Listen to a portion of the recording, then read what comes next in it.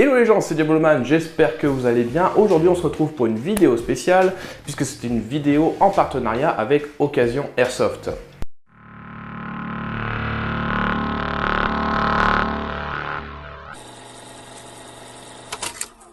Donc Occasion Airsoft, je les ai croisés lors justement d'une brocante qu'ils avaient co-organisée avec une association dans le coin et j'avais vu ce V-Service qui m'avait fait de l'œil et il m'avait parlé du coup de ce petit fusil qui avait quelques petits problèmes et donc je me suis proposé de le remettre en état. L'autre idée qu'avait eu du coup Occasion Airsoft pour cette réplique, c'est qu'en octobre ils vont réaliser une brocante du côté de l'Île-de-France et du coup ils vont proposer cette réplique pour la tombola. Donc il va passer entre plusieurs mains, déjà par moi pour le remettre en état, parce que si je vous montre tout de suite, vous allez voir, en fait quand j'arme c'est déjà très dur, et pour pousser, alors vraiment je force, hein, c'est pas genre vraiment j'insiste, c'est après pour le tirer il n'y a aucun souci, mais l'armement est quand même bien dégueulasse. Donc ce que je leur ai proposé c'est plusieurs petites pièces pour le remettre à jour. On va mettre un bloc détente de chez Springer Custom Work en version 9.3 qui va vraiment donner une queue de détente très souple et du coup soulager un peu la mécanique.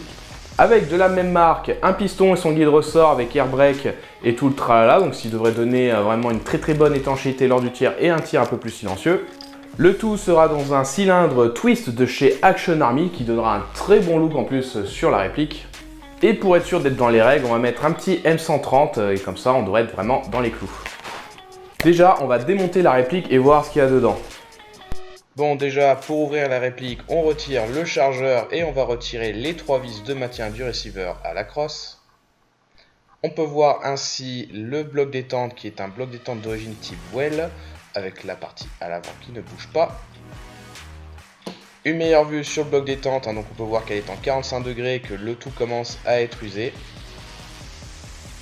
Pour ce qui est de la partie piston et cylindre, on est sur un kit PPS SHS qui est vraiment un kit qui est pas très cher, mais malheureusement j'ai trop souvent des retours d'utilisateurs qui me disent que c'est pas top. Et le souci c'est que ce cylindre est plus étroit et donc on peut pas mettre d'autres pistons. Au niveau bloc hop-up ça bouge pas, même si je vais faire une petite modification au niveau de l'appui. Pour le canon, il y a un système porteur qui a été fait dessus, donc ça permet d'évacuer l'excédent d'air qui peut être envoyé par le piston et ça va améliorer la stabilité de la bille en sortie. On va mettre en place le nouveau bloc détente de chez Springer Custom Work et on va recycler le système de sécurité, comme ça on pourra très bien l'utiliser sur ce nouveau bloc détente. Et également le nouveau kit cylindre avec le nouveau piston et le cylindre est installé et vous allez voir ce que ça donne au niveau du bruit.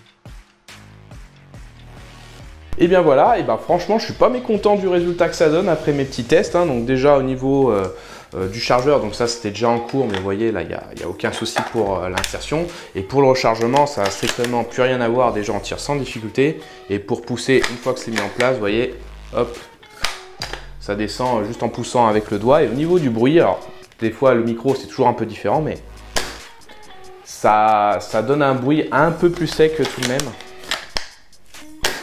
Et surtout, le rechargement, il a plus rien à voir. Donc, au-delà de ça, j'avais fait des tests déjà sans modifier le canon et le hop-up. Et j'étais pas du tout satisfait des performances que ça offrait. La bille était beaucoup trop tombante. Donc, j'ai changé le joint par un WPDI que j'avais en stock depuis un petit moment. Et j'ai bricolé un petit gnome d'appui parce que là, on avait un bras d'appui avec 2 dents, ce qui ne permettait pas d'avoir un appui très plat. Donc j'ai fait une petite bricole avec une sorte de bandelette en carton rigidifié. Du coup ça fait beaucoup mieux le taf. En 0,40 on peut la lever sans aucun problème. Et pareil pour la 0,45 grammes, je pensais que ça pouvait être juste. Mais non, la 0,45 grammes ça passe très bien sur ce fusil là. Donc celui qui va l'avoir, il devrait être très content des performances avec ce fusil là quoi.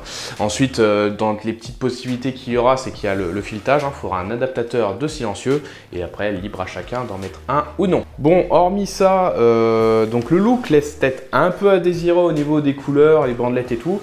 Donc je vais l'envoyer à Aérographe Airsoft Custom et j'ai vraiment très hâte de voir ce qu'il va faire dessus. Et ensuite vous retrouverez ce fusil modifié et également avec un gros travail pen job, aérographe dessus, à la brocante organisée par Occasion Airsoft. Je vous remercie d'avoir regardé cette vidéo, n'hésitez pas à lâcher un pouce bleu, de commenter, dites-moi ce que vous pensez déjà du fusil. Donc bon, j'ai pas pu vous montrer vraiment les performances, mais je peux vous certifier que ça marche déjà beaucoup mieux comme ça.